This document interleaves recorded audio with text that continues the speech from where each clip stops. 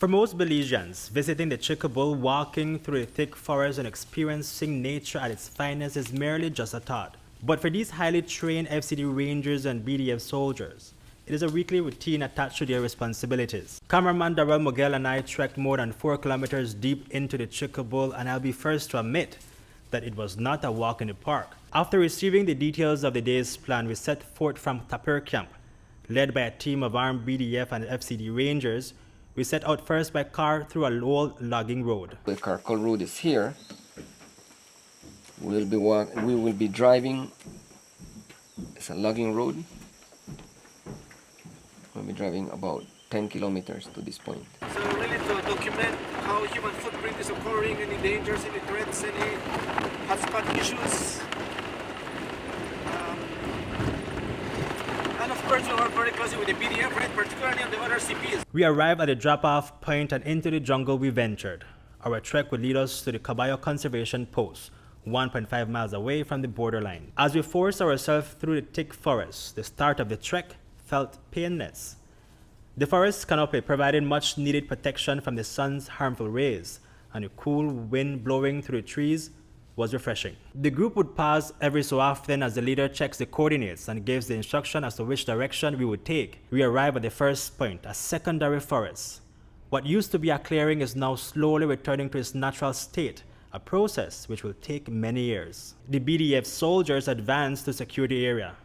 We moved forward, and as we did, the trek has begun taking a toll. My heart starts racing, sweat pouring down my face, and I began to feel dehydrated and lightheaded.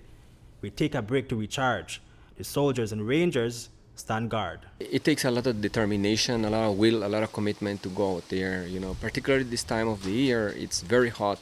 There is not a lot of water here, you know. So, and it's open grassland.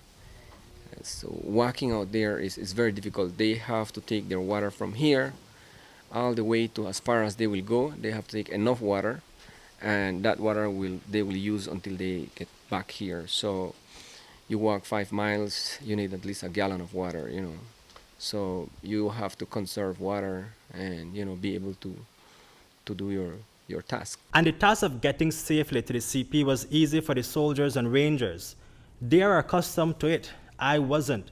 As difficult as it felt, we pressed on, climbing several hills across the rugged terrain. We then came across cattle, a man-made pool, and horses, signs that there might be Guatemalans near. The B.D.F and rangers found out while we stayed behind. We have seen progressive and fast movement of people from Guatemala along the border, you know, in the Petén area, moving towards our Belize border.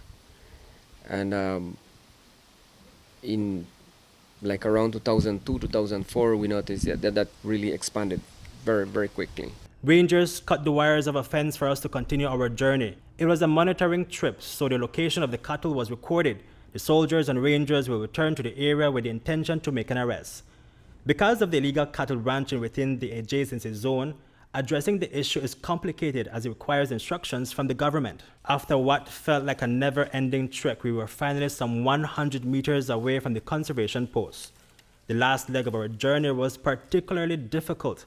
Our water had depleted and our energy was low. We had one more hill to climb to make it up at the CP, where the cool breeze was in abundance. The journey was grueling. It was arduous. It was nothing I've ever experienced before. I honestly, for me, I have no idea how F.C.D rangers and the B.D.F soldiers do this on a daily basis.